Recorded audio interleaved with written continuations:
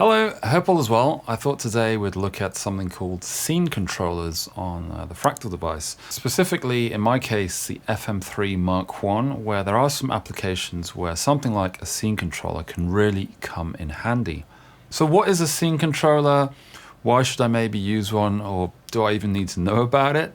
Well, in essence, a scene controller is kind of like, well, the best way of looking at it, for me at least, is you've got like a parallel expression pedal that is set per scene, if that makes sense. So within the Fractal unit, you've got 8 different scenes that you can select. And a scene controller means that, well, when you change to say scene 2, scene 3 or something like that, that expression pedal will be activated to however much you want on that scene. So for example, if you set a scene controller to be at 70% on scene 2 and then at 0% on scene 1, it kind of be like if you've got heel down on scene 1, and then when you switch to scene 2 you're going pretty much all the way with your expression pedal. So that's a very basic kind of way of looking at it. So to make this really easy and straightforward, we'll build a preset from scratch. So into quick build, we'll add an in and an out. We'll hook these together. And then we'll add a few blocks for our bass. In this case, it'll be a clean tone. An amp, we'll add a cab here, and then we'll add a reverb here right at the end. And then we'll add a compressor right at the front. And then we'll use this as kind of like the basis for the tone that we're going to set up, so you can hear what the scene controller is actually doing. So for the amp, we won't be using the Herbert, but we'll be using, let's go for the Vibra King, which I quite enjoy. And then for the cab, we're going to go for Dynacab, and let's go for the EV12L, and we'll stick to condenser mic at these settings. For the compressor, I'll set this to analog compressor, and then for the reverb, we'll just take the standard large hall, and we'll see how that sounds.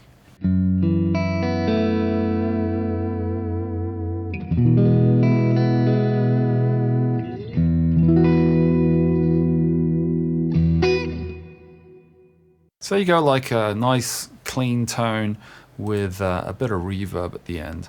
First thing I'm going to do is I'm just going to EQ the reverb a bit to keep things kind of cleaner, and then I'm going to do a few things on the amp just to suit it better to my liking. So a bit more treble, a bit less bass, and a bit less mids maybe as well.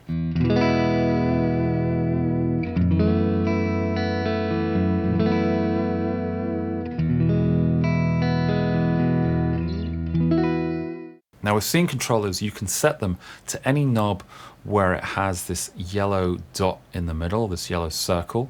And it's really easy thereafter. You just right click on it, and then under source, you go to one of the 4 scene controllers at your disposal.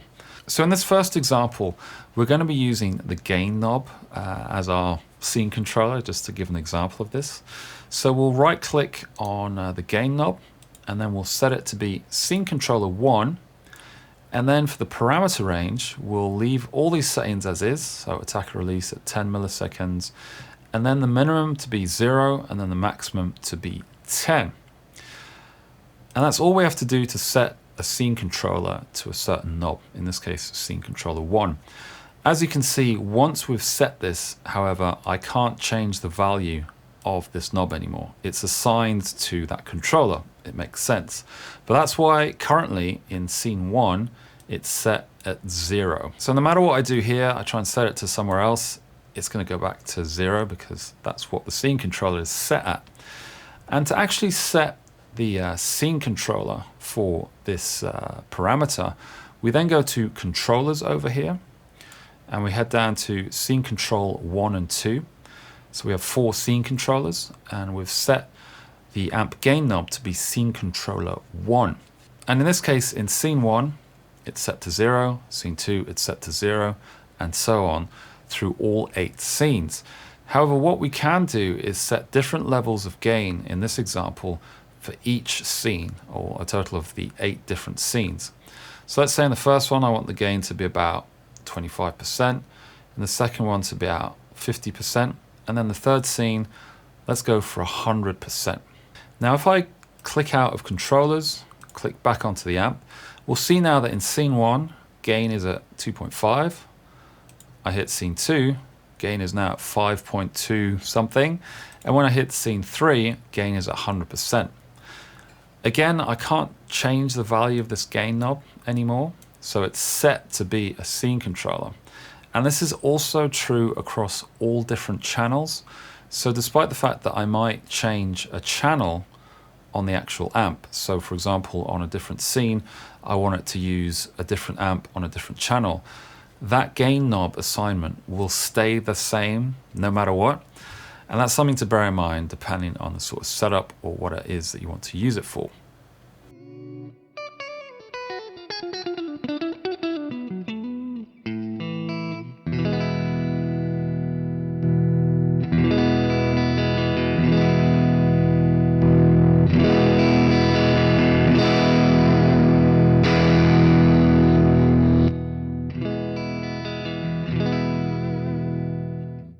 Now, of course, the other way of doing it in this example is just using different amp channels per scene. But I think something like scene controllers, especially on the FM3, is perhaps the most useful in this next example, where we'll be controlling something in the reverb block. Now, to get rid of a scene controller that you might have set up, we right-click the same knob that we've set it to, and then we just take it away from the source. So you set the source from scene controller 1 or whatever it's been set to none, and now it'll default back to what it was maybe before, and then we can change the gain knob to be whatever it is that we want for that amp channel. So where I think scene controllers can really come in handy is, say, on the FM3, we only have one reverb block, and yeah, we have tails when we turn it on and off. However, when you change between different reverb channels, there is something that kind of goes on with the sound. I'll give an example of this. So on scene 1, we'll have reverb on channel A as a large hall. And then on scene 2, we'll go to channel B on the reverb, stratocumulus. We'll keep the settings as is. And we'll also add in some pitch shift. So 100%, we'll put the voice 1 shift to be, 12 up, so it'd be an octave up.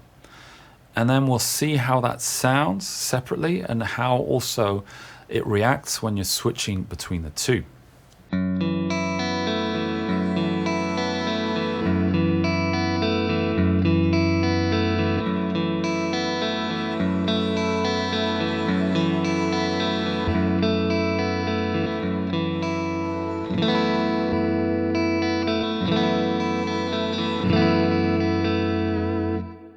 But what you can hear is that the tails are being somewhat cut off and then replaced with the new reverb. And well, it kind of makes sense because we're on the same reverb block, if that makes sense, and then we're changing channel. So it's basically resetting the algorithm per se. And the thing here is that if you have an FM9 or an Fx3, you have more than one reverb block. So what you can do is sort of have a separate reverb block, or have two reverb blocks loaded so that you can have one that's doing this really big kind of reverb and the other one doing your sort of smaller reverb that you use for other things. And then by turning either one off or the other, you get those tails that are really consistent. However, on the FM3, we can't really do that as we only have one reverb block.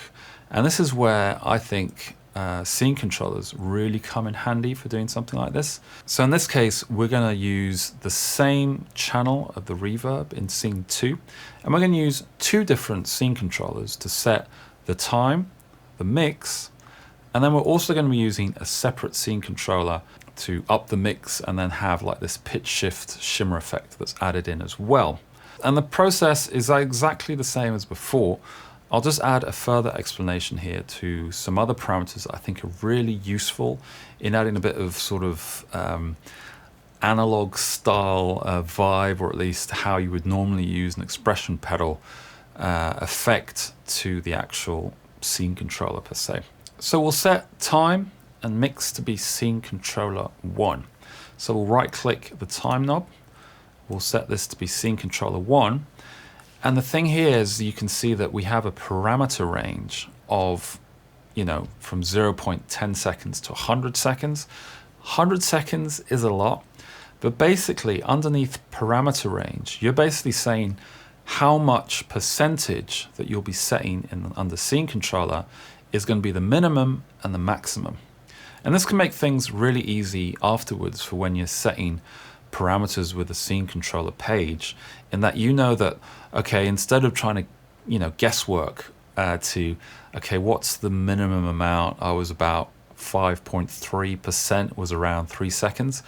What you can do is you can actually set the parameter, so the minimum to be, let's say 3.28 seconds, and let's say the maximum, which is sort of like the big, long, washed out reverb, will be 12 seconds.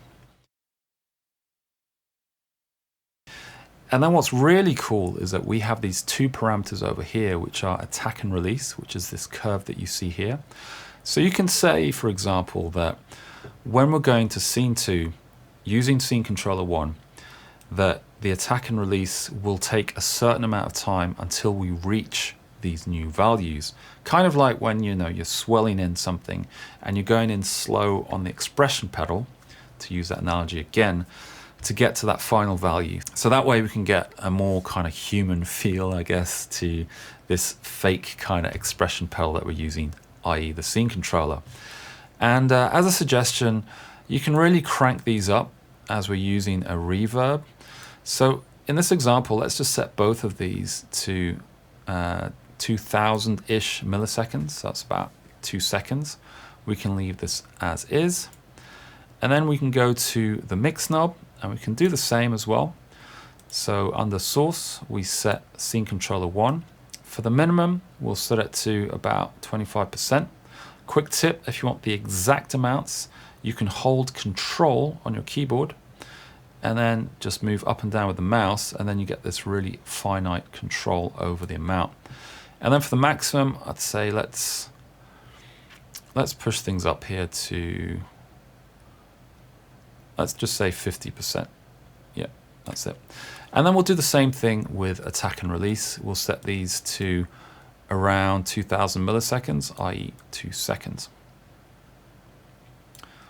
That looks about right. And we'll go into the scene controller's control just afterwards, but we'll just set the one for the pitch shift as well while we're here. And then we'll right click mix, and then we'll set to be scene controller 2. You can of course use the same scene controller. I'm going to be using a different one here just because it's maybe a bit easier to see, going from 0 to 100%. And then we're going to do the same thing with the attack and release. So we'll really bump these up to 2000, i.e. 2 seconds, and we'll leave as is. So just a quick editor's note on the attack value and the release value that we've set on the scene controller. So basically the attack value is stating how long it will take until you reach that second value within the scene controller. So in this case, we're going between 0% and 100% from scene 1 and scene 2. We'll get to that. And basically we're telling it to take around 2 seconds to get from that initial value to that end value or the maximum value. You can play with these values. You can add a lot more, for example, to get an even greater, longer swell effect. And what you can also do is under these mapping commands under here is that you can change things. So you can get these kind of like crazy looking slopes. You can change, say, the mid amount to give this kind of curvature that's kind of different. So it stays, or it gets to 100% a lot quicker, for example, or it keeps 100% longer before going down sharply. These are all sorts of things that you can change to make kind of like a custom curve to sort of respond how you would normally use, say, either volume pedal or an expression pedal.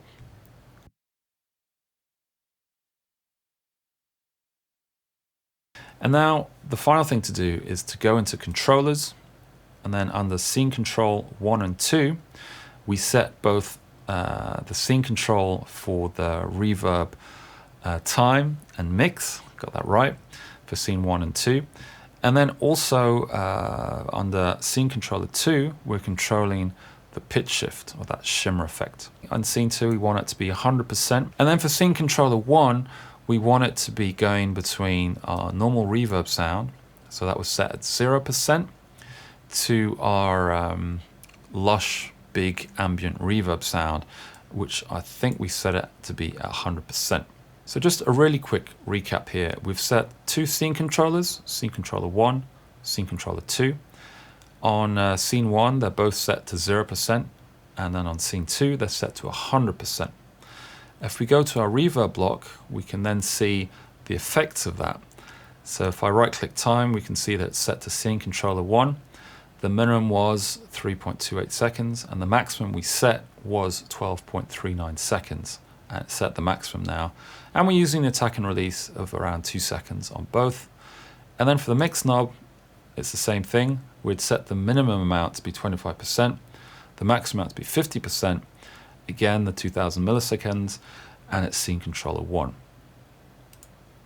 And finally, under pitch shift on the mix knob, we've set scene controller 2 to be 100% with 2000 milliseconds for the attack and release. I just realized we haven't set the actual pitch shift. I'll do that now, and we'll set that to be 12, i.e. 1 octave above. I'll just hit save to be sure, and now that's saved on scene 2. And now with the reverb block selected, I'll go between scenes 1 and 2 to show you what we've just done.